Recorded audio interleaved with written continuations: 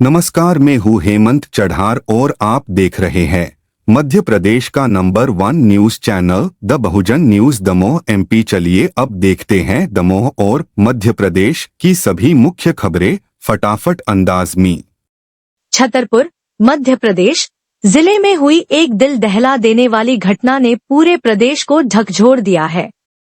8 साल की मासूम बच्ची के साथ पहले दुष्कर्म और फिर उसकी मौत ने इंसानियत को शर्मसार कर दिया है। यह जघन्य वारदात न सिर्फ समाज की संवेदनहीनता को दर्शाती है, बल्कि मध्य प्रदेश सरकार की कानून व्यवस्था पर गंभीर सवाल भी खड़े करती है। घटना के बाद मुख्यमंत्री मोहन यादव और राज्य सरकार की चुप्पी ने लोगों में गुस्से को और बढ़ा दिया है। अब तक न कोई ठोस कार्रवाई, न ही कोई स्पष्ट संवेदना सामने आई है। सोशल मीडिया पर लोगों का आक्रोश फूट पड़ा है और सवाल उठ रहे हैं, क्या यही है बेटी बचाओ का नारा? प्रदेश में महिलाओं और बच्चियों की सुरक्षा महज भाषणों और पोस्टरों तक सीमित रह गई है।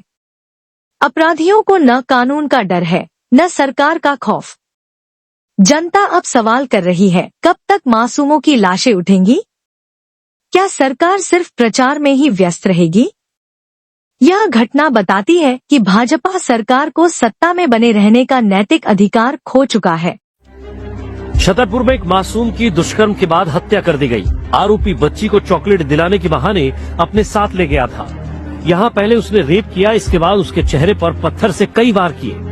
इतना ही नहीं, आरोपी ने बच्ची का कान तक चबा डाला। बड़ा मलेरा थाना क्षेत्र में एक घटना हुई है, जहाँ पर एक व्यक्ति के द्वारा टॉफी का लालच देकर के एक बच्ची को लेके गया साइड में, और अभी उसकी पूरी विस्तार से जांच की जा रही है। लेकिन प्रथम दृष्टया तथ्य सामने आए हैं कि उसको उसके सर पर फिर पत्थर से हमला किया, जिसके कारण से उसकी हालत गंभीर हुई।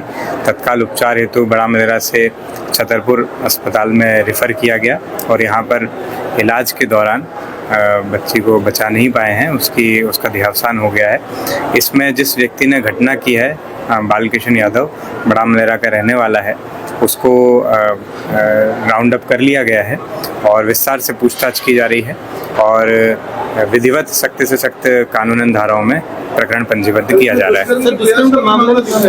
है। इसमें बयान लिए जा रहे हैं परिवार और अन्य संबंधियों से, और उसमें तथ्य सामने अभी फिलहाल कुछ समझ में आए हैं, लेकिन डॉक्टर्स से भी राय ली जा रही है और उस आधार पर धाराएं जोड़ी जा रही हैं। तो शहर से दिन दहाड़े बच्ची को ऐसे ले जाकर के और दुष्कर्म किया गया, इसकी गंभीर घटना मानते हैं? निश्चित ही एक गंभीर घटना है। व्यक्ति पड़ोस का ही रहने वाला था और परिचित था, और इस प्रकार की घटना हुई है, बहुत गंभीर है, और हम इसमें फास्ट ट्रैक केस को करा करके जल्दी से जल्द गंभीरतम सजा इसमें दिलाएंगे। तो आरोपी से बात हुई है तो उसने क्या बताया है, उसने क्या जुर्म है? बड़ा मलेरा में SDOP बड़ा मलेरा उससे पूछताछ कर रहे हैं। विस्तार से तथ्यों को समाहित किया जा रहा है। आरोपी का क्या नाम है? बालकिशन यादव, बड़ा मलेरा का रहने। दमोह, मध्य प्रदेश जिले के मड़ियादो उप तहसील भवन में बाल विवाह रोकने के उद्देश्य से एक महत्वपूर्ण बैठक आयोजित की गई। बैठक की अध्यक्षता नायब तहसीलदार मड़ियादो मंडल शिवराम चढ़ार ने की। इसमें महिला एवं बाल विकास विभाग की हटा मिनी सुपरवाइजर अर्पिता नाथन और बाल संरक्षण अधिकारी राधे प्रसाद राय भी मौजूद रहे। बैठक में बाल विवाह की रोकथाम को लेकर मैदानी स्तर पर सक्रिय सरकारी अमले और कार्यकर्ताओं को आवश्यक दिशा निर्देश दिए गए। अधिकारियों ने इस सामाजिक बुराई के खिलाफ जन जागरूकता बढ़ाने और कानूनी कार्रवाई सुनिश्चित करने पर जोर दिया। विशेष रूप से यह चर्चा की गई कि ग्रामीण क्षेत्रों में बाल विवाह की घटनाओं को कैसे रोका जाए और स्कूल, कॉलेज, आंगनवाड़ी, पंचायत जैसे संस्थानों के साथ मिलकर समन्वयात्मक प्रयास कैसे किए जाएं।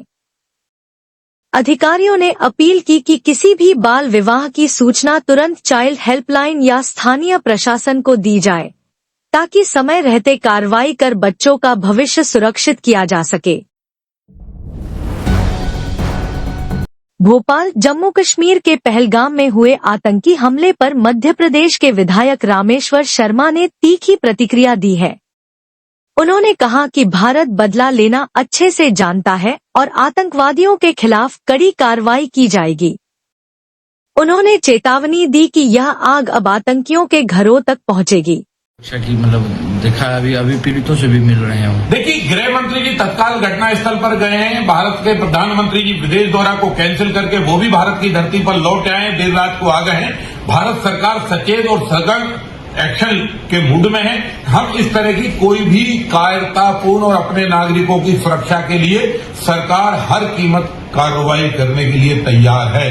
हम अपने नागरिकों का बदला लेंगे।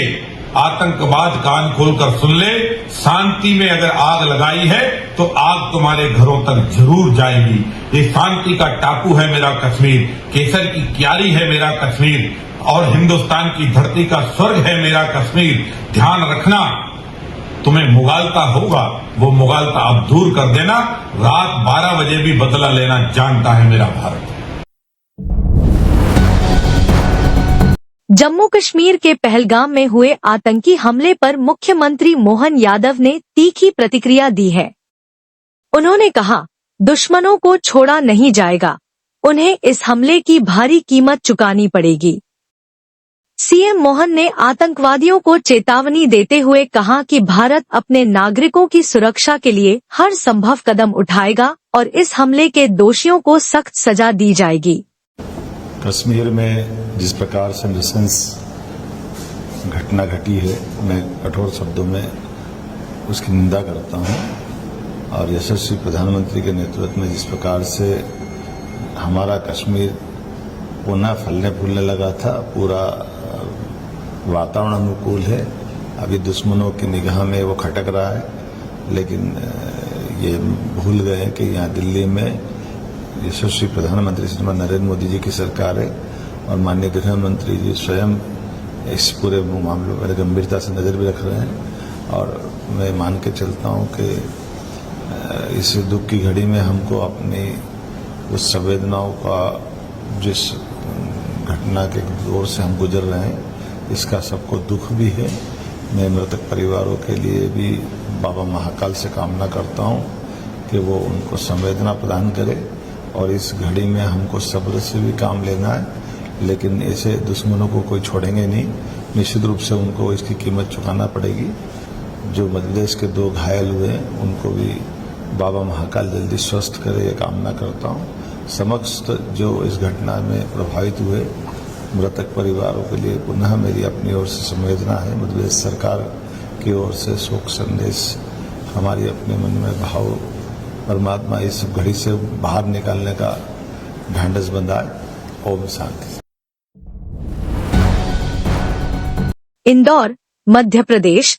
शहर में क्राइम ब्रांच ने एक बड़ी सफलता हासिल करते हुए नकली नोट छापने वाली फैक्ट्री का खुलासा किया है। इस रैकेट से जुड़े 6 युवकों को गिरफ्तार किया गया है, जो मिलकर नकली नोटों का अवैध कारोबार चला रहे थे।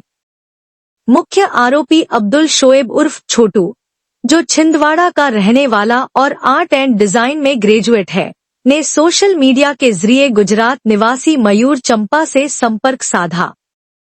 दोनों की मुलाकात फेसबुक पर हुई और बातचीत के दौरान मयूर ने वेब सीरीज फर्जी से प्रेरित होकर नकली नोट छापने का आइडिया दिया। मयूर ने शोएब को एक सॉफ्टवेयर भी मुहैया कराया, जिससे वे असली नोटों की हूबहू कॉपी तैयार कर सकते थे। आरोपियों ने मिलकर एक फैक्ट्री जैसे सेटअप में नकली नोट तैयार करना शुरू कर दिया था, जिसे वे बाजार में खपाने की तैयारी में थे। क्राइम ब्रांच की सतर्कता से इस गिरोह का पर्दाफाश हो गया और सभी 6 आरोपी पुलिस की गिरफ्त में हैं। पुलिस अब गिरोह के नेटवर्क और नकली नोटों के प्रसार से जुड़े अन्य पहलुओं की जांच कर रही है। इंदौर के एक होटल के कमरे में नकली नोटों की फैक्ट्री चल रही थी, जिसे पढ़े लिखे बेरोजगार युवक चला रहे थे। गैंग का खुलासा तब हुआ जब होटल स्टाफ को शक होने पर उन्होंने मास्टर चाबी से रूम खोलकर देखा तो वो नजारा चौंकाने वाला था। कमरे में प्रिंटर, लेमिनेटर, सॉफ्टवेयर और लाखों के नकली नोट बिखरे थे।